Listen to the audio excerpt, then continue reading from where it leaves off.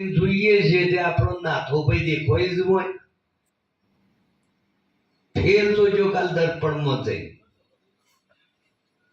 ઓશો દેખાશે, કોણ દેખાશે, નાક દેખાશે, વાળ દેખાશે, પણ નાથો ભાઈ જોઈ આપશી નહીં. તમે કે ગણશો ને આખું શરીર તો એ નાથો ભાઈ જોઈ નહીં આવે. તો આ નાથો ભાઈ શીખો. આ તમે ચિત્ર રહીને બોલી રહ્યા છો. આ माटी के रे बंगले में बोलता नर कौन था? माटी तो कछु बोले नहीं, फिर उसकी अंदर कौन था?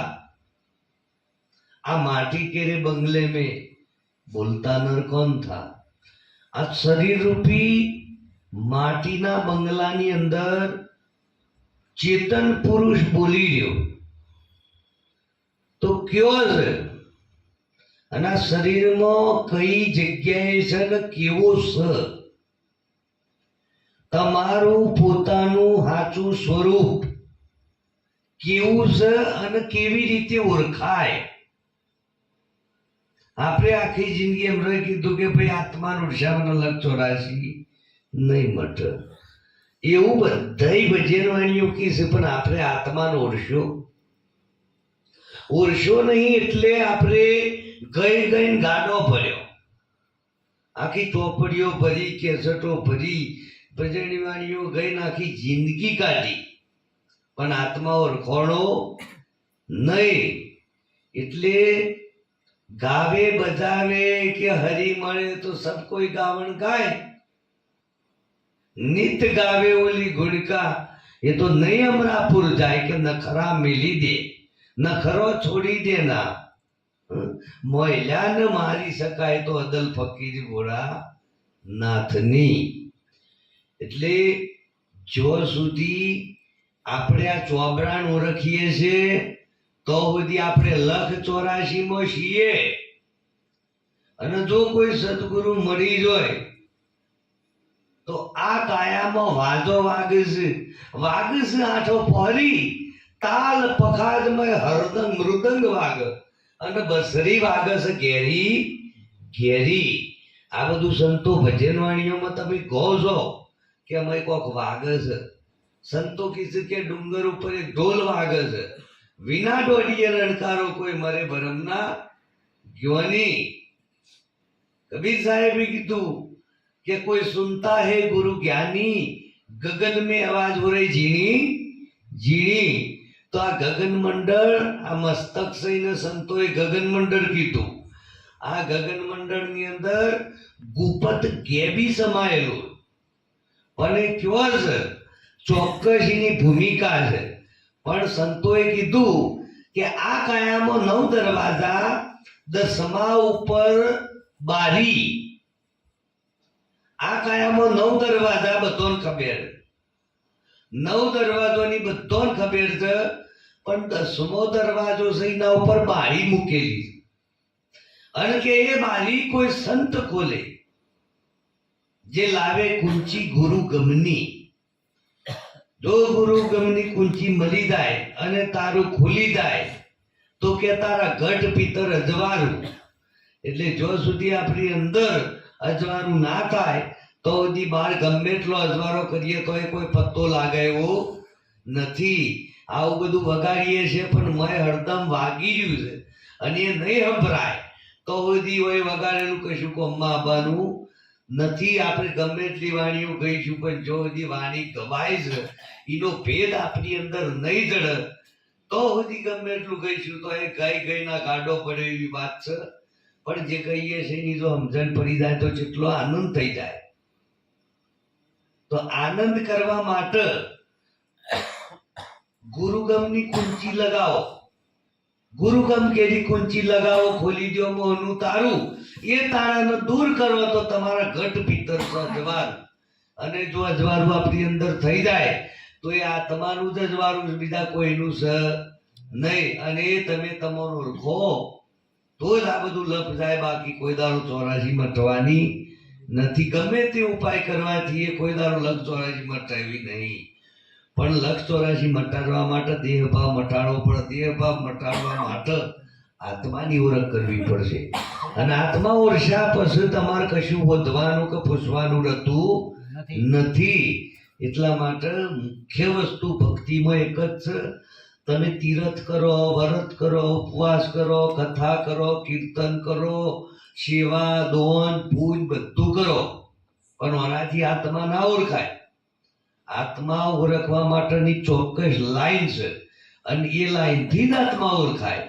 બાકી તમને ભગવાન ઓળખોય, દેવતાઓ ઓળખોય, સેવા પૂજથી તમને ફળ મળે, ભોગવા મળે, તમને હારું હારું ભોગવા મળે, સેવાથી ફળ મળે, પણ આત્મા ના ઓળખાય. આત્મા ઓળખવા માટે કે ડાબી બાજુ ચંદ્ર ચાલે છે, ભોણ ચાલે છે જમણા, આ બે ભેગી મળે તો એને કહીએ સુખમણા. હવે ડાબા નસકોરામાં પવન ચાલે છે, જમણામાં ચાલે છે, બે મો હરખો પવન થાય એટલે સુખમણા થાય. સૂક્ષ્મણા થાય એટલે તમારું ધ્યાન એની અંદર હોય તો 10મો દરવાજો એ વખત બેમાં હરખો પવન થાય એ વખત ખુલી જાય, અને એ વખત અજવાળું થાય. જેવું અજવાળું થાય એક ઝબકારો થાય કે વીજળીને ચમકારે મોતી પરોવજો, નહીં તો અચાનક અંધારું થશે. એટલે વીજળીનો જે ઝબકારો છે ને એના જેવું અજવાળું થાય, પણ શું થાય? મોતીનું થાય. મોતી કયો છે? મોતી ઓલા ભવસાગરમાં નીપજે મરજીવા લેવાને જાય. અમારું મન છે મોતી. એટલે આ નિજ નામનું જે મોતી છે એનો પ્રકાશ થઈ ગયો છે. કયું નામ? સદગુરુ આપણને જે સ્મરણ કરવાનું નામ આપ્યું એ જ નામનું પ્રકાશ થઈ ગયો. પણ એ નામનું આપણે સ્મરણ કરીએ. 8 પોર 32 ઘડી રટના રટજો તમે હરી હરી. એટલે 24 કલાક પરમાત્માના નામમાં મસ્ત બની જાય, ધૂનમાં, એના નામમાં, એના સ્મરણમાં, એના ધ્યાનમાં સતત એમાં એ થઈ જાય નામ પ્રત્યે, તો એને પરમાત્મા વધવા પડતા નહીં. એ પરમાત્મામાં ગઢ ભીતર જ છે, બીજું ચોઈસ નહીં. બહાર કદીએ જડવાનું નહીં. બહાર જડાય બધી માયા, એમાં આખી જગત ભરમાયા. એનો ભેદ કોઈ સંત વિલે પાયા. એટલે આ ચોપડાની વસ્તી દેખાય ન કહેવાય માયા, એમાં આખી જગત ભરમાયા. પણ એનો ભેદ કે નુરત વચ્ચે ચોપડાની વસ્તુ નુરતા કહેવાય, પણ નુરતાની વચ્ચે વસે સુરતા.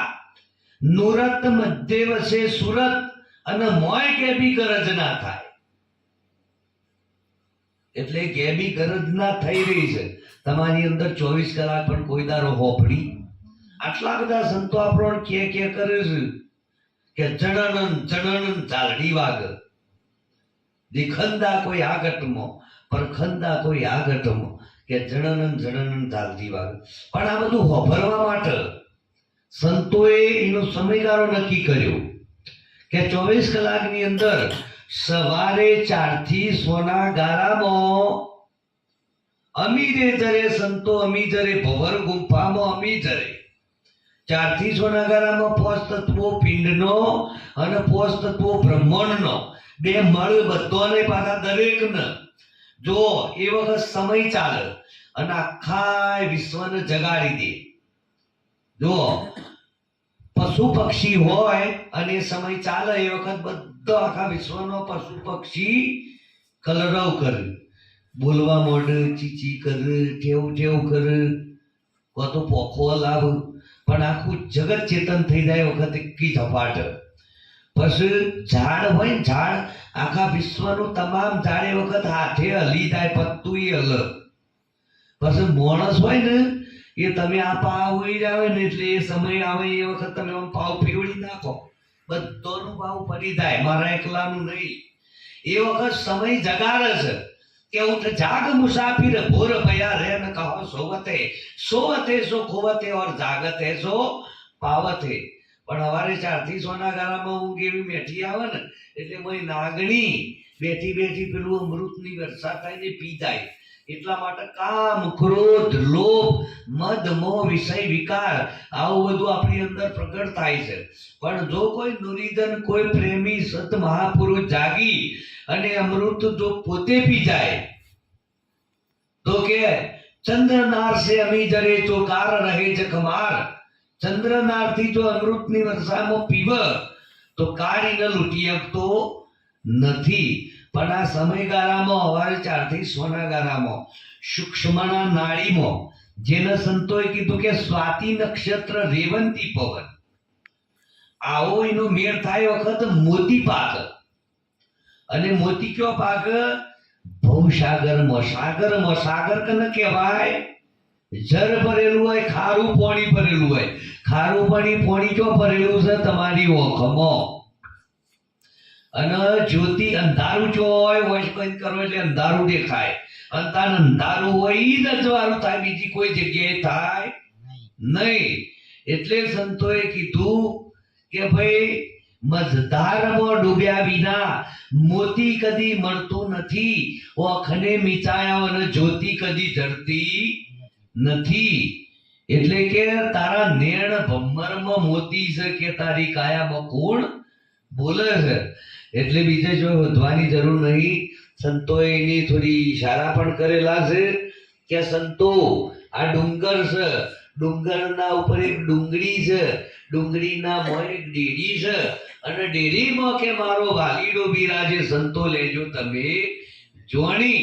એ વસ્તુને જોણવાની છે. અને બધો ભજન વાણીઓ હનકી કનક કહી રહ્યો છે અને કઈ વસ્તુ પર ગવાઈ રહ્યું છે. જો એ વસ્તુની ખબર ના પડે તો કોઈ પણ ભજન વાણીમાં હું ભરવાની નથી. એટલે આપણે જરી અનુભવ કરતા રહીએ, અનુભવ કરીએ અને પછી ગઈએ તો બહુ આનંદ થઈ જાય. આપણો અપાયો થાય, ડબલ આનંદ થાય. બોલો સદગુરુદેવ કી જય હો.